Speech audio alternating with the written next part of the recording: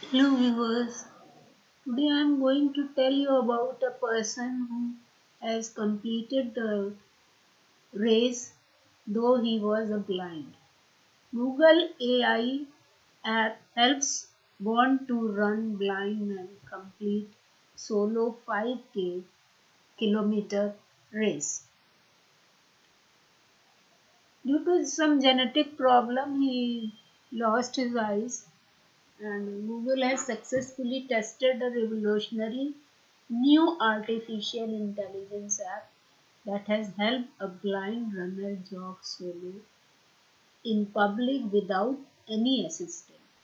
बिना किसी की सहायता लिए उसने गूगल ऐप के आर्टिफिशियल इंटेलिजेंस ऐप की सहायता से रेस को पूरा किया। इसी थर्सडे को न्यूयॉर्क में Thomas panic, who lost his vision in his early 20s due to the genetic condition, on Thursday completed a 5-kilometer run in New York Central Park to put this next generation AI navigation aid to the test. अब उन्होंने उसके app की सहायता से Google के अपने race को पूरा किया। Mister panic who run guide dog school guiding eyes for the blind said the safest thing for a blind man is to sit still. I aren't still sitting still, लेकिन मैं बैठ ही नहीं पाता। और 50 years old marathon enthusiast become increasingly frustrated with being forced to follow slower runner as a guide. So he recently decided to look for new way to run solo. अब वो धीमा run करता था तो सुनते सुनते परेशान हो गया था, इसलिए उसने डिसाइड किया कि हम सोलो रन को run करेंगे. He wrote in Google blog post, I even qualified for the New York City and Boston Marathon 5 years in a row. इसने 5 साल तक मैराथन को विन किया. ये पर्सन है. Google AI has helped a born to run, build a man, complete a solo 5K. तो जहाँ चाहे वहाँ रहा है. उसने ठान लिया था कि हम सोलो रेस रन करेंगे, इसलिए उसने बहुत मेहनत की. उसने कैसे इसको किया? How AI app work. Google project guideline uses a smartphone camera to track a guideline on a course.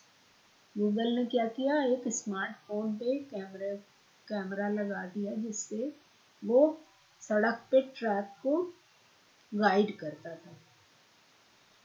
But as grateful as I was to my human guide, I wanted more independence. लेकिन हमारा ये race ही करने का मतलब ही नहीं है, लेकिन हम और भी चीज़ों के लिए इंडिपेंडेंट होना चाहते हैं. He turned to Google to find a way for phone to tell me where to go, adding, humans are born to run. उसने कहा कि आदमी तो रन करने के लिए पैदा ही होता है. The runner worked with the Google parents company Alphabet Inc. unit to help create the research program responsible for the prototype. और उन्होंने गूगल की हेल्प लेने के लिए लिखा. John Young, a Google researcher involved with the project, said in the statement, it's like a teaching a kid how to learn where the line is.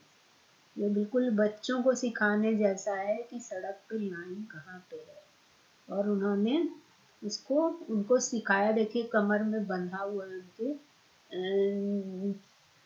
जो उनको guide कर रहा है कि कैसे आप सड़क पे चलो, और उनका गाइडर भी है.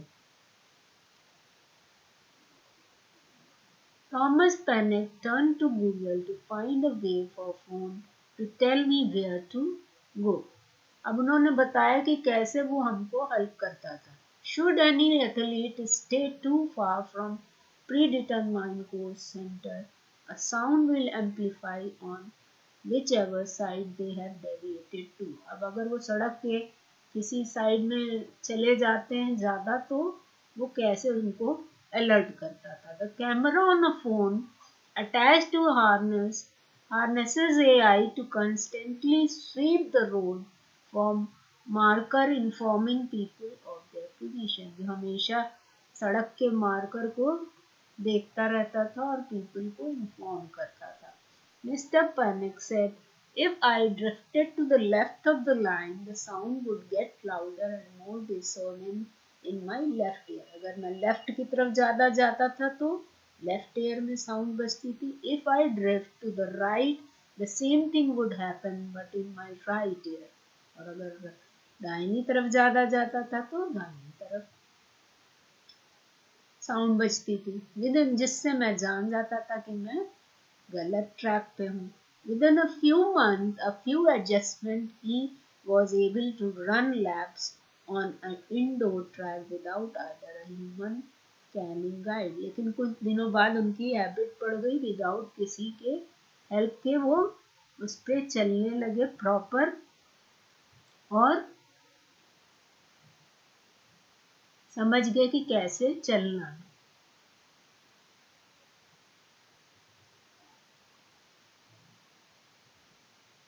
Mr. Panic added, it was the first unguided mile I had run in decades. अब उन्होंने ये कहा कि ये मेरी पहली अनगाइडेड माइल थी जहाँ पर हमने रन किया. He hopes project guideline can be adapted and expanded to provide independence to more people like him. उन्होंने कहा इस ऐप को और अधिक बढ़ाना चाहिए जिससे कि और भी लोग इसका फायदा उठा सकें. गूगल प्रीवियस एआई भी बहुत से इन्होंने ऐप बनाए. ये कोई नया नहीं है. It is not the first time that Google developed an exciting AI technology. Previously, the tech giant released Tone Transfer, an AI that allow people to convert their hum into trumpet, violin, or any instrumental sound. हमने पहले भी बताया था कि AI का development उन लोगों के लिए भी हुआ है जो हकलाते हैं या जिनकी ट्रिमिंग होती है हाथ की. इन सब के लिए भी आर्टिफिशियल इंटेलिजेंस वर्क करता है और लोगों को उनकी बात समझने के लिए उसमें रिसर्च कर रहा है जिससे लोग उन लोगों की बातों को भी समझ सकें और कंप्यूटर पे जिनका हाथ हिलता है उनको अच्छे से काम कर सकें. Just like its latest AI Tone Transfer also has its targeted audience, it mainly focus on helping musicians during the pandemic since they can't meet with each other during the ongoing pandemic. Previously reported that this AI also allowed them to send their composition to the musician without the need of going directly to their houses. There are just some of the Google helpful technologies. It might soon create new ones that will be surely excite many people. इस तरह से धीरे धीरे वो बहुत से ऐसी चीज़ों पर एआई आर्टिफिशियल इंटेलिजेंस ऐप बनाता जा रहा है. बहुत से म्यूजिशियन ने पेंडेमिक के समय सॉन्ग्स बनाए अपने घर में ही रहकर इसी सब फैसिलिटी को यूज़ करके. Otherwise it is not possible for the person to develop a song without the help of other musician. उन्होंने डिफरेंट डिफरेंट ट्रैक पे अपनी चीज़ों को रिकॉर्ड किया और सब मर्ज करके एक बढ़िया सॉन्ग बनाया.